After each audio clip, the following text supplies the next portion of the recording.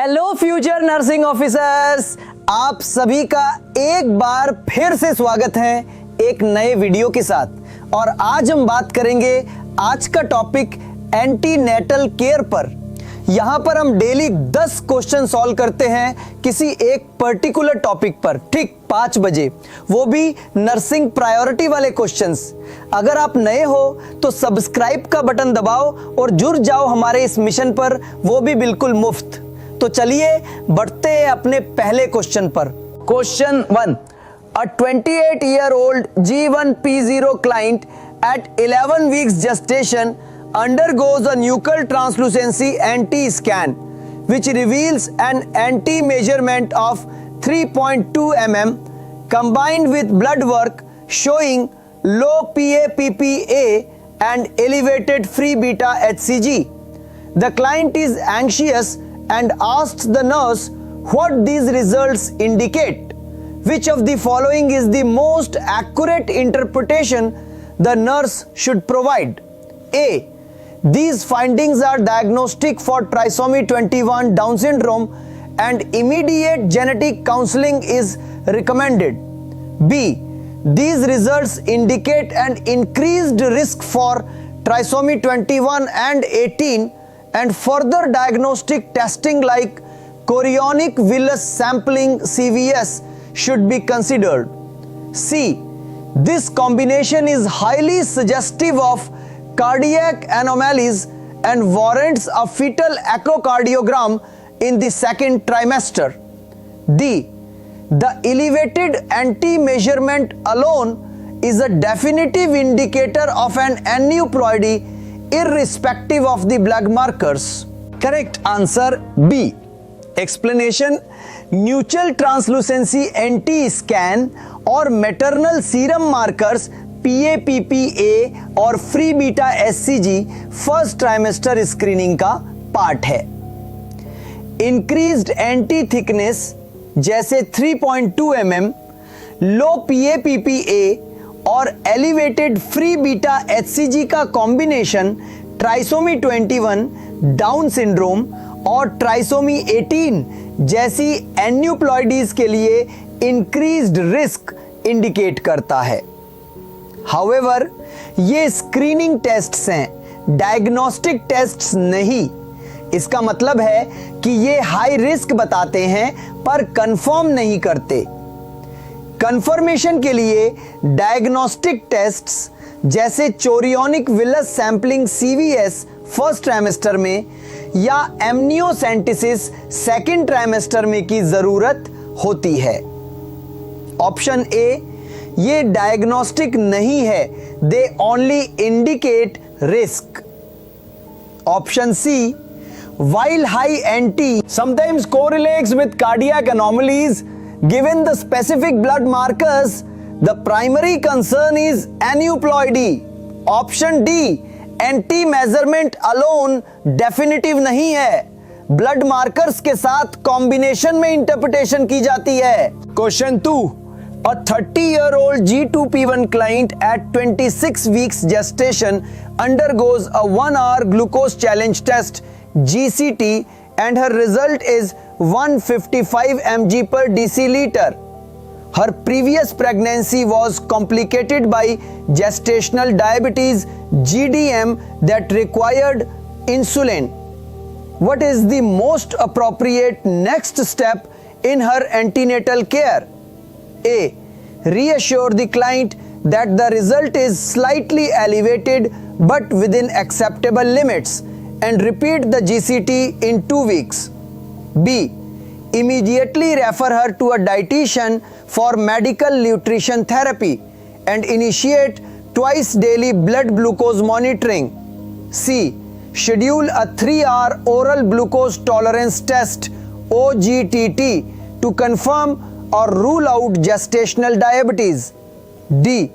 Administer a subcutaneous insulin dose as a prophylactic measure given her history of GDM. Correct answer C.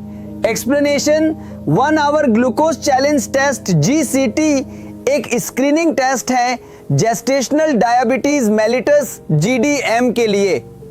Threshold of 140 mg पर decilitre से ज्यादा readings को abnormal माना जाता है।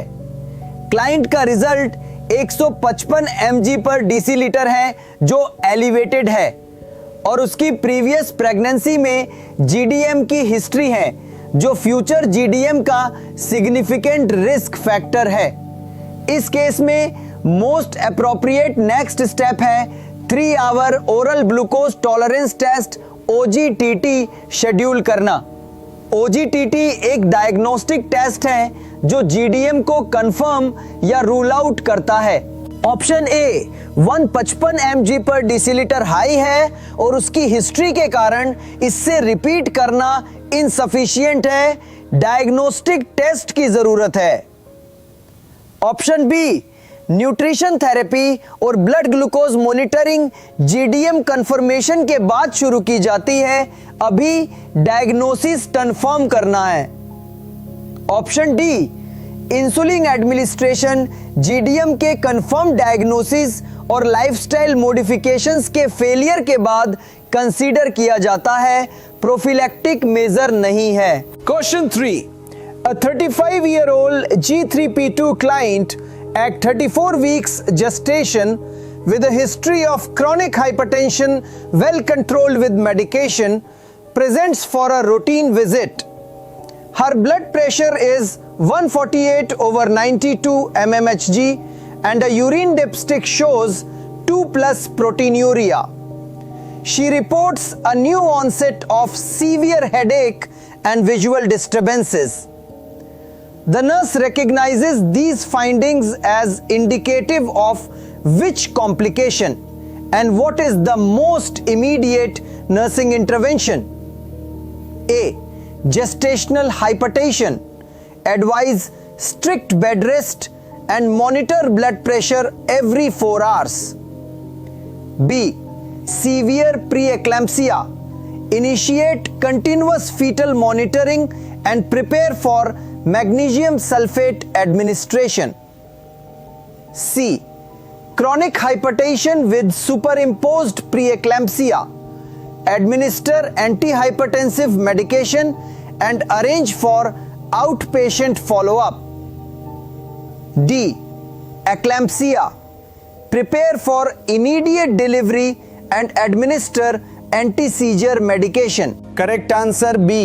Explanation, chronic hypertension pregnancy से पहले से हाई बीपी के हिस्ट्री वाली क्लाइंट में अगर 34 वीक्स जेस्टेशन पर नए सिम्टम्स जैसे सिवियर हेडेक, विजुअल डिस्टरबेंसेस और सिग्निफिकेंट प्रोटीन्यूरिया 2+ के साथ ब्लड प्रेशर 140/90 mmHg से ज्यादा हो तो ये सीवियर प्रीक्लेम्सिया का इंडिकेशन है, specifically chronic hypertension with superimposed pre-eclampsia.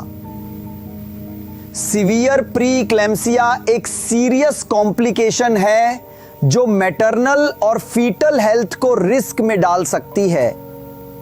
इस केस में मोस्ट इमीडिएट नर्सिंग इंटरवेंशन है कंटिन्यूअस फीटल मॉनिटरिंग इनिशिएट करना टू एसेस फीटल वेलबींग और मैग्नीशियम सल्फेट एडमिनिस्ट्रेशन के लिए प्रिपेयर करना टू प्रिवेंट सीजर्स और इक्लेम्सिया।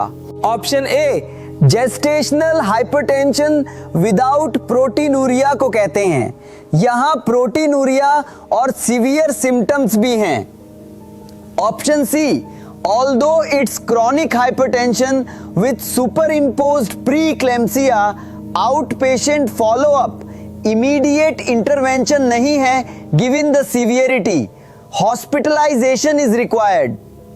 ऑप्शन डी इक्लेम्सिया में सीजर्स होते हैं, अभी क्लाइंट को हेडेक और विजुअल डिस्टरबेंसेस हैं पर सीजर्स नहीं हुए हैं। Intervention to prevent eclampsia is critical. Question 4.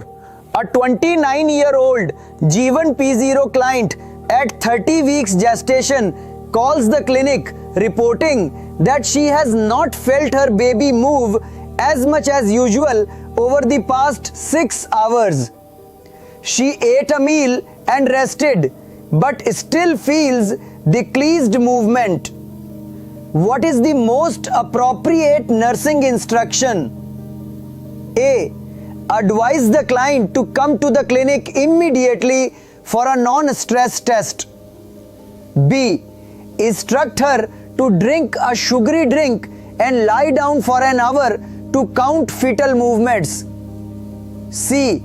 Reassure her that decreased movement is normal as the baby gets bigger and has less space. D. Recommend monitoring for another 12 to 24 hours before seeking medical attention. Correct answer A. Explanation. Fetal movement fetal wellbeing का important indicator है. Decreased fetal movement को immediately evaluate करना चाहिए. Client ने already मील और rest किया है पर फिर भी मूवमेंट कम है. इस सिनेरियो में मोस्ट अप्रोप्रिएट नर्सिंग इंस्ट्रक्शन है क्लाइंट को क्लिनिक में इमीडिएटली आने के लिए एडवाइस करना नॉन स्ट्रेस टेस्ट के लिए. NST fetal heart rate patterns को असेस करता है to determine fetal health. Option B. Although a sugary drink can stimulate fetal movement, given the client's concern and already trying resting after a meal, immediate evaluation is warranted. Option C. Baby के बिगर होने से movement pattern change हो सकता है पर decreased movement को कभी normal नहीं माना जाता जब तक इवैल्यूएट ना किया जाए. Option D. 12 to 20 आवर्स का वेट पीरियड अनसेफ हो सकता है अगर कोई अंडरलाइंग इशू हो. Question 5. An RH negative G2P1 client whose first child is RH positive is at 28 weeks gestation. Her antibody screen is negative. She asks the nurse why she needs another RhoGAM injection now as she received one after her first delivery. What is the most accurate explanation the nurse should provide? A. The RhoGAM administered after her first delivery has worn off and a new injection is needed to protect her current pregnancy from developing antibodies. B. This injection is a standard prophylactic measure to prevent RH sensitization from potential fetal maternal hemorrhages that can occur in the third trimester. C. The current pregnancy is at higher risk for RH incompatibility due to multiple gestations requiring an earlier and additional dose. D. The previous RhoGAM only protected against antibodies developed during the first pregnancy, and this new dose addresses the current fetal RH status. Correct answer B. Explanation. RH negative mothers को RH sensitisation से बचाने के लिए RhoGAM दिया जाता है. First delivery के बाद दी गई डोज सिर्फ उस स्पेसिफिक प्रेगनेंसी के लिए इफेक्टिव थी और उसका इफेक्ट खत्म हो चुका है. करंट प्रेगनेंसी में 28 वीक्स जेस्टेशन पर RhoGAM का प्रोफिलैक्टिक एडमिनिस्ट्रेशन स्टैंडर्ड प्रैक्टिस है. ये इसलिए दिया जाता है क्योंकि थर्ड ट्राइमेस्टर में फीटल मैटरनल हेमरेजेस का रिस्क होता है जिससे fetal RH positive blood mother की सर्कुलेशन में एंटर कर सकता है और मदर के बॉडी में एंटीबॉडीज बन सकते हैं. ये डोज एंटीबॉडीज को डेवलप होने से रोकता है और करंट प्रेगनेंसी को प्रोटेक्ट करता है. Option A. Although the previous dose has worn off, the specific reason for the 28-week dose is prophylaxis against third trimester bleeds. Option C. Multiple gestations do not inherently increase the need for RhoGAM at 28 weeks beyond the standard protocol. Option D. RhoGAM protects the mother from developing antibodies to fetal RH positive blood irrespective of the current fetal RH status which might be unknown. Question 6. A 22-year-old G1P0 client at 35 weeks gestation calls the labor and delivery unit, reporting regular contractions every 7 to 8 minutes for the past hour, accompanied by a dull backache. She states she has also noticed an increase in vaginal discharge. The nurse's priority action should be to A. Instruct the client to take 2 doses of acetaminophen, drink plenty of water and call back if contractions worsen. B. Advise her to empty her bladder, change positions and observe if the contractions subside. C. Tell the client to come to the hospital immediately for evaluation of preterm labor. D. Reassure her that these are likely Braxton Hicks contractions and to monitor them at home. Correct answer C. Explanation: 30 weeks gestation पर regular contractions every 7 to 8 minutes और डल बैकएक जो uterine activity के साथ हो सकता है के साथ increased vaginal discharge, membrane rupture या सर्वाइकल चेंजेस का साइन हो सकता है, प्रीटर्म लेबर के वार्निंग साइंस हैं। प्रीटर्म लेबर 37 वीक्स से पहले होने वाले लेबर को कहते हैं और इससे इमीडिएटली इवैल्यूएट करना चाहिए। इस केस में प्रायोरिटी एक्शन है क्लाइंट को हॉस्पिटल इमीडिएटली आने के लिए एडवाइस करना। Option A and B acetaminophen, hydration, bladder emptying and position changes Braxton Hicks contraction को रिलीव करने के लिए एडवाइस किए जाते हैं, पर given the regularity and associated symptoms, these are insufficient and delay critical evaluation.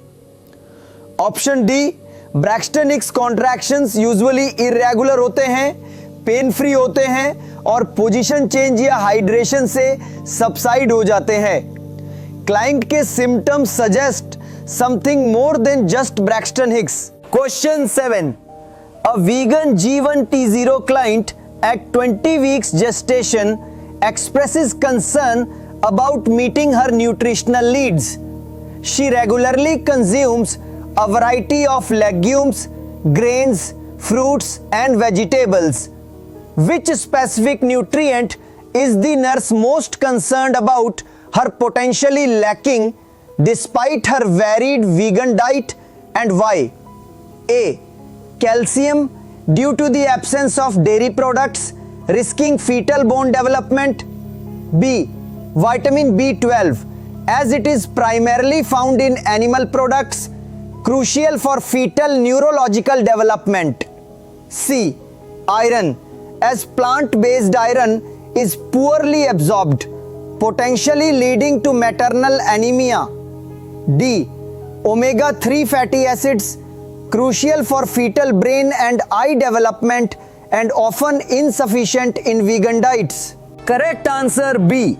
Explanation: vegan diets में vitamin B12 की डेफिशिएंसी का हाई रिस्क होता है क्योंकि ये प्राइमरीली एनिमल प्रोडक्ट्स में पाया जाता है। Vitamin B12 fetal neurological development और रेड ब्लड सेल फॉर्मेशन के लिए एक्सट्रीमली क्रूशल है।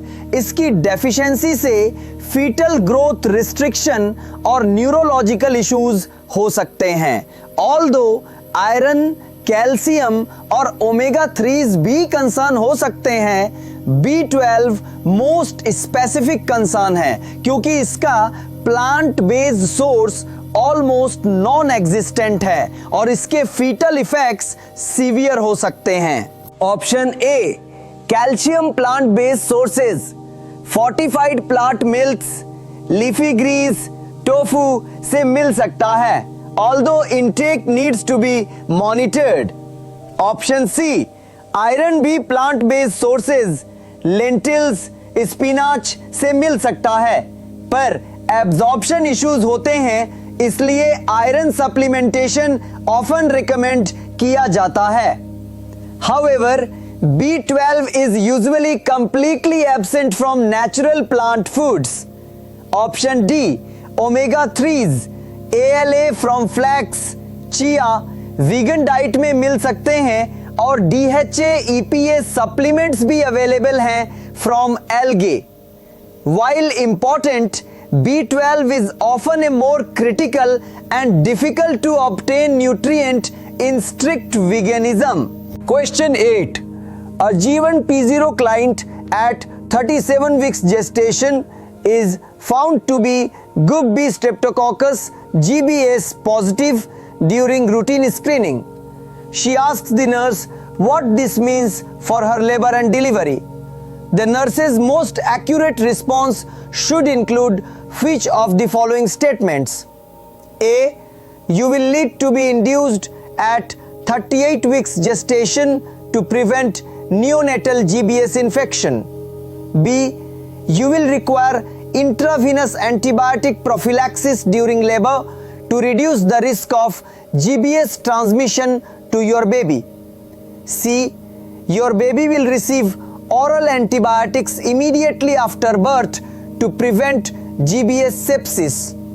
D. This finding is common and typically requires no intervention unless your baby shows signs of infection after birth. Correct answer B. Explanation: Group B Streptococcus GBS positivity late pregnancy में screening का standard part है. GBS bacteria vaginal flora में normally present हो सकता है, पर neonatal GBS infection जैसे sepsis, meningitis severe और लाइफ थ्रेटनिंग हो सकता है. GBS पॉजिटिव क्लाइंट को intrapartum intravenous antibiotic prophylaxis IAP दी जाती है, टिपिकली पेनिसिलिन या एम्पिसिलिन लेबर के दौरान. ये मदर से बेबी में GBS के वर्टिकल ट्रांसमिशन का रिस्क को सिग्निफिकेंटली रिड्यूस करता है. Option A. GBS positivity alone labour induction का इंडिकेशन नहीं है. Option C. एंटीबायोटिक्स बेबी को आफ्टर बर्थ ओरल रूट से नहीं दिए जाते रूटीनली. मदर को ड्यूरिंग लेबर IV एंटीबायोटिक्स मिलते हैं. Option D. Intervention is required. It's a common finding but not typically without intervention. Question 9. A 25-year-old G1 T0 client at 8 weeks gestation reports that she accidentally took her prescribed isotretinoin Accutane for acne for 3 days before discovering she was pregnant. She is distraught and asks the nurse about the implications for her baby. What is the most appropriate initial nursing action and counseling? A. Reassure her that 3 days of exposure is unlikely to cause significant harm, but she must discontinue the medication immediately. B. Advise her that isotretinoin is a known teratogen and a detailed discussion with her physician about termination of pregnancy is warranted. C. Inform her that fetal anomaly screening in the second trimester will be sufficient to detect any major defects caused by the medication. D. Immediately refer her to genetic counseling and explain the high risk of severe congenital malformations even with brief exposure. Correct answer D. Explanation: isotretinoin Accutane एक category X टीराटोगेन है, जिसका मतलब है कि pregnancy में ये Contra indicated है और फीटल हार्म का हाई रिस्क है. इसका ब्रीफ एक्सपोजर भी सीवियर कंजेनिटल मैलफॉर्मेशंस जैसे craniofacial, cardiac, CNS anomalies significant risk create करता है. Most appropriate initial nursing action and counselling है क्लाइंट को जेनेटिक काउंसलिंग के लिए इमीडिएटली रेफर करना और इसे हाई रिस्क एक्सप्लेन करना. मदर को इन्फॉर्म्ड डिसीजन लेने के लिए एक्यूरेट इंफॉर्मेशन मिलनी चाहिए. Option A. Reassurance is inappropriate. Even brief exposure carries significant risk. Option B, while termination is an option to discuss, the nurse's role is to provide accurate information and resources, not to directly recommend termination. Genetic counseling provides comprehensive information. Option C, second trimester screening may detect some anomalies, but it does not negate the high risk of severe defects from early exposure to such a potent teratogen. Question 10. A client at 38 weeks gestation undergoes a biophysical profile BPP due to decreased fetal movement. The results are as follows: non-stress test, NST, reactive, 2 points. Concerning fetal breathing movements, absent, 0 points. Fetal body movements, 2 episodes in 30 minutes, 2 points. Fetal tone, 1 episode of extension or flexion, 2 points. Alarming. Amniotic fluid volume AFV, single deepest pocket 1.5 centimeters, 0 points. Inquiring. What is the most appropriate interpretation and immediate management for this BPP score? Considering A score of 6 out of 10 is borderline, repeat the BPP in 24 hours, urgent. B, a score of 6 out of 10 with oligohydramnios indicates potential fetal compromise, immediate delivery should be considered. Evaluating. C, a score of 6 out of 10 is reassuring, continue routine antenatal care. Questioning. D, a score of 6 out of 10 means the fetus is healthy, re-evaluate decreased fetal movement in 1 week. Correct answer B. Explanation biophysical profile BPP fetal well-being को assess करने का comprehensive tool है. Each of the 5 parameters NST, fetal breathing movements, fetal body movements, fetal tone, amniotic fluid volume को 0 या 2 points दिए जाते हैं. Client का स्कोर है NST 2 points, fetal breathing 0 points, fetal body movements 2 points, fetal tone 2 points, AFV 0 points. Single deepest pocket 2 centimeter indicates oligohydramnios. Total score is equal to 2 plus 0 plus 2 plus 2 plus 0 is equal to 6 by 10.